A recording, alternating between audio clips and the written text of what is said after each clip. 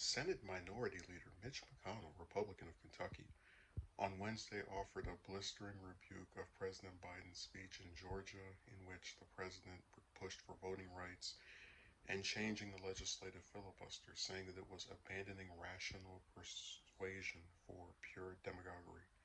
Look, I've known, liked, and personally respected Joe Biden for many years, but I did not recognize the man at the podium yesterday. The president's rant yesterday was incoherent, incorrect, and beneath the office, McConnell said from the Senate floor.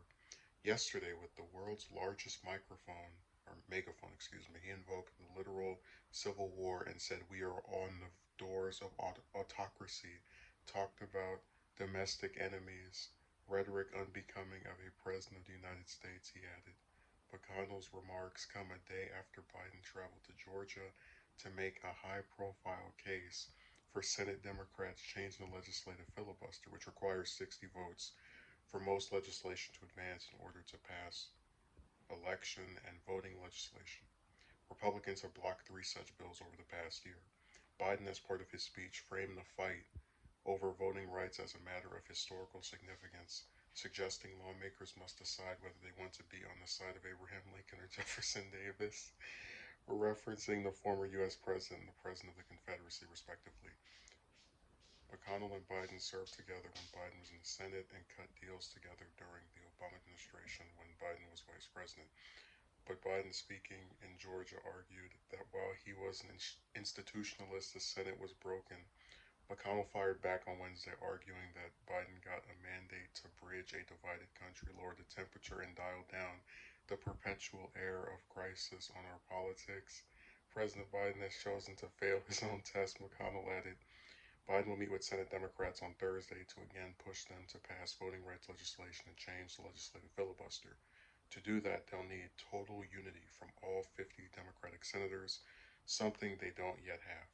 But Democrats view voting rights and legislation to overhaul federal elections as must pass items, as Republican controlled state legislators enact new voting rules in the wake of the 2020 presidential election, which former President Trump has falsely claimed was stolen. So, this is a really entertaining story. Um, More so because it doesn't really, how to explain it? When you have hypocrites, which is what a lot of politicians are, a lot of times when they talk, they're very good at convincing you that they believe what they're saying. So I don't know anyone who said, "Oh, the number one thing that Biden must do is uh, make sure that we're able to dial the temperature down." You know, he came with specific policies that he wanted to enact, just like any other person that gets elected president.